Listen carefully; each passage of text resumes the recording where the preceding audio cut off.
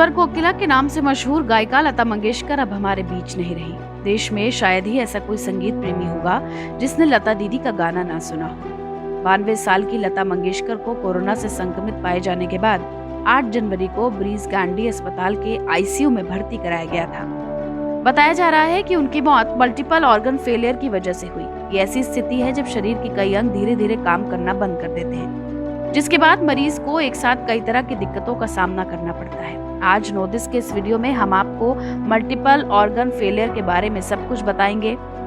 ये क्या है, कैसे होता है और किन्हें इसका ज्यादा खतरा है। आप वीडियो के आखिर तक बने रहिए हमारे साथ। क्या है मल्टीपल ऑर्गन फेलियर? जब शरीर में 2 या उससे ज्यादा ऑर्गन एक साथ काम करना बंद कर देते हैं तो इस स्थिति को मल्टीपल ऑर्गन फेलियर या मल्टीपल ऑर्गन डिसफंक्शन सिंड्रोम या MODS कहा जाता है। ऐसे मामलों में शरीर के कई अंगों के साथ रोगों से बचाने वाला इम्यून सिस्टम भी बुरी तरह से प्रभावित हो जाता है। मल्टीपल ऑर्गन फेलियर का सबसे ज्यादा असर लंग्स, हार्ट, किडनी, ब्रेन और ब्लड पर पड़ता है। ये कैसे होता है? बता दें, इसका कोई एक कारण नहीं है। मरीज को ध्यान में रखते हुए इसके कई फैक्टर्स हो सकते हैं। ये सिंड्रोम चोट, संक्रमण, हाइपर मेटाबॉलिज्म और हाइपोपरफ्यूजन के कारण हो सकता है। कई विशेषज्ञ बताते हैं कि मल्टीपल ऑर्गन डिसफंक्शन सिंड्रोम होने का प्रमुख कारण सेप्सिस होता है। सेप्सिस एक ऐसी बीमारी है जिसकी शुरुआत शरीर में किसी तरह के संक्रमण से होती है, जैसे खरोंच लगना या शरीर के किसी हिस्से का कट जाना या किसी कीड़े के काट लेने से।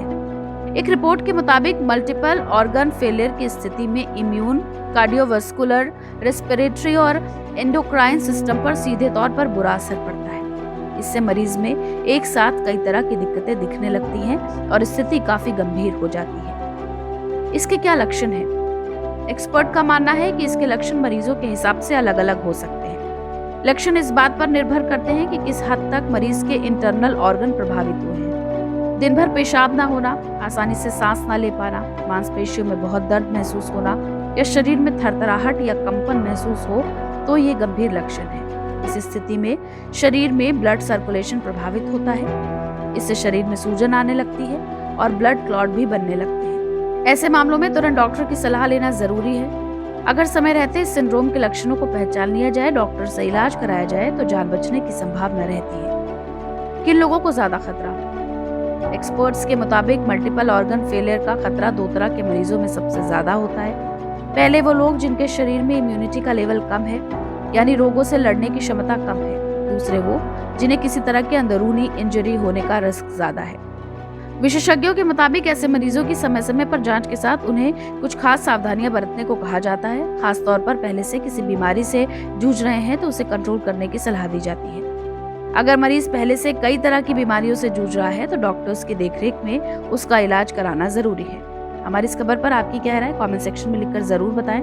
देश दुनिया से जुड़ी तमाम बड़ी खबरों को आसान भाषा में समझने के लिए सब्सक्राइब करें हमारा डिजिटल चैनल नोदिस।